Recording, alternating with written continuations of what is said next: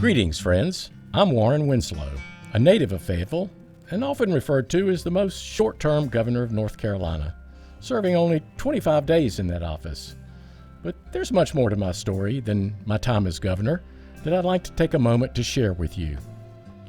Like many of my prominent peers that reside here at Cross Creek, my story starts here in Fayetteville.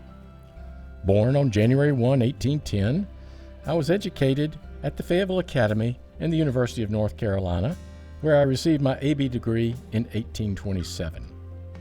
I started as a merchant in Fayetteville, but I had to abandon that endeavor due to substantial losses during the Panic of 1837, a financial crisis in the United States that triggered a multi-year economic depression. It was a terrible time in our country.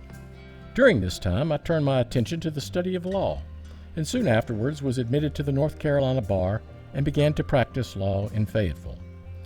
In 1853, I took over my father's old position as magistrate of police in Fayetteville for 1 year and then ran for a seat in the NC Senate. I was elected the following year to represent Cumberland County and was then elected as Speaker of the Senate, a position that was next in line to the governor.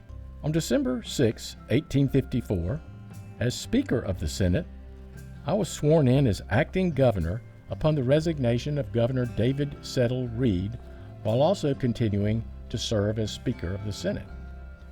My time as governor was a short 25 days until Governor-elect Thomas Bragg took office on January 1, 1855. I chose not to be a candidate in the 1854 gubernatorial election and instead secured an appointment to serve as a special delegate in the Black Warrior Affair in Spain at the behest of President Franklin Pierce.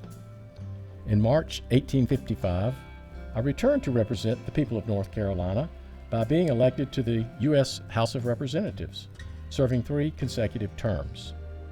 During the early days of the Civil War, I was an advisor and agent of Governor John Ellis.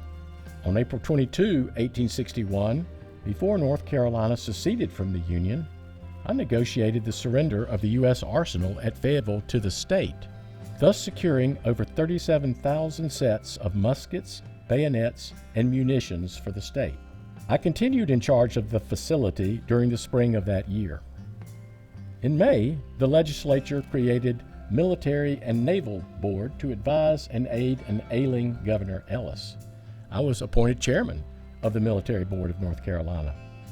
On May 20, 1861, I was elected to the NC Secession Convention, which voted for secession and which acted as the state's legal body for the first year of the war.